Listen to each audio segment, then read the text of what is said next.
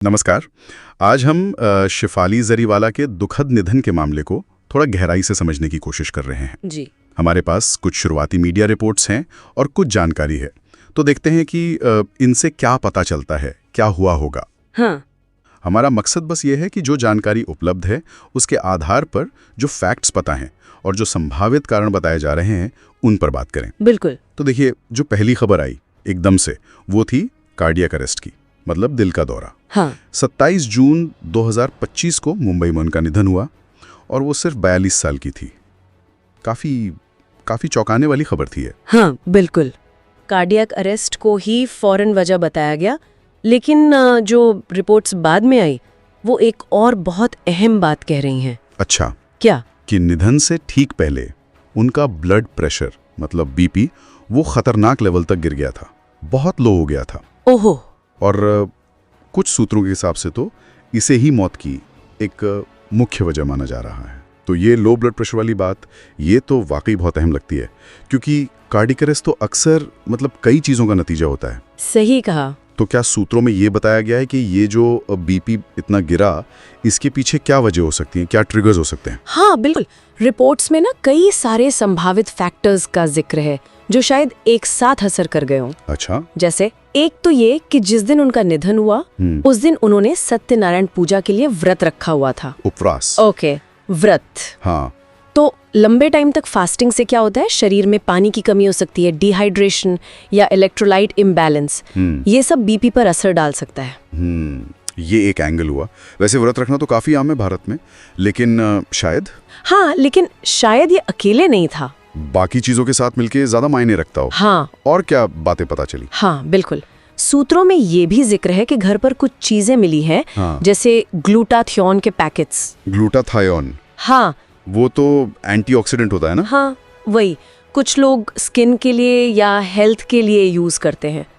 फिर vitamin C, IV drip लगाने का सामान मिला है घर पर। हाँ, और कुछ एंटी एजिंग इंजेक्शंस भी। अब वो किस तरह के थे ये साफ नहीं है। और साथ में कुछ पाचन ठीक रखने वाली गोलियां भी मिली। अच्छा। चिंता इसी बात की है कि ये सब शायद बिना किसी डॉक्टर की सलाह या देख रेख के इस्तेमाल हो रहा था।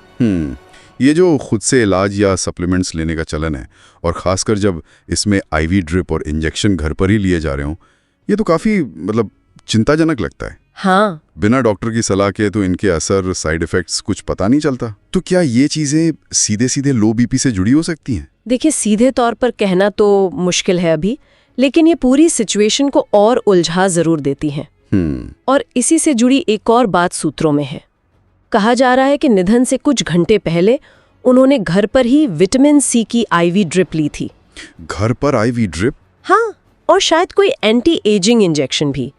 अब घर पे आईवी ड्रिप लेना ये अपने आप में थोड़ा असामान्य है, और अगर सही तरीके से न किया जाए तो इसके अपने रिस्क होते हैं। हाँ, वो तो है। घर पे आईवी ड्रिप लेना, और वो भी तब जब शायद पहले से व्रत की वजह से शरीर थोड़ा कमजोर हो। बिल्कुल। ये तो वाकई एक खतरनाक कॉम्बिनेशन लगता है, जैसा आप कह रही हैं।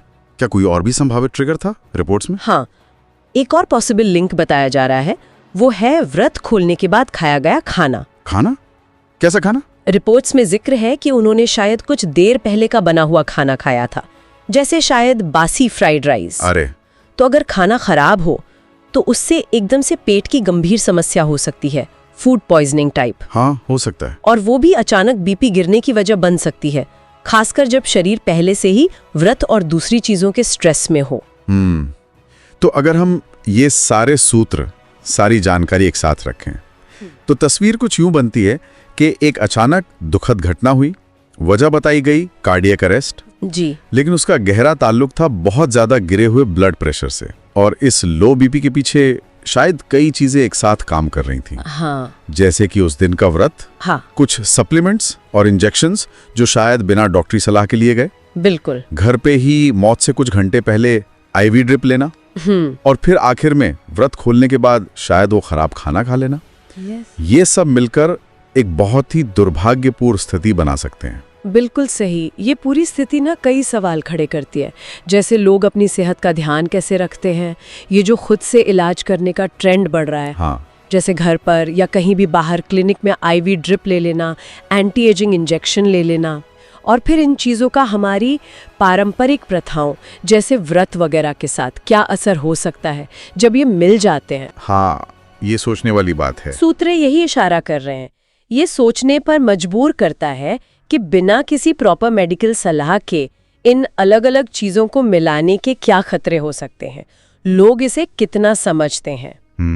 मतलब अपनी सेहत को लेकर हमारी अपनी जिम्मेदारी और सही जानकारी होना ये कितना ज़रूरी है, ये बात यहाँ बहुत साफ हो जाती है। वाकई बहुत ही पेचीदा और दुखद मामला है ये, और कहीं ना कहीं हमें ये याद दिलाता है कि अपने स्वास्थ्य से जुड़े फैसले लेते वक्त हमें ज्यादा सावधान रहना चाहिए। और शायद ये भी सोचने का एक मौका है कि आजकल हेल्थ और वेलनेस के नाम पर जो इतने सारे ट्रेंड्स चल रहे हैं, उन्हें बस आंख बंद करके फॉलो करने से पहले उनके क्या रिस्क हो सकते हैं और वो हमारी अपनी बॉडी के लिए सही है या नहीं, इस बारे में किसी एक्सपर्ट से, डॉक्टर से सलाह लेना कितना ज़्यादा ज़रूरी है।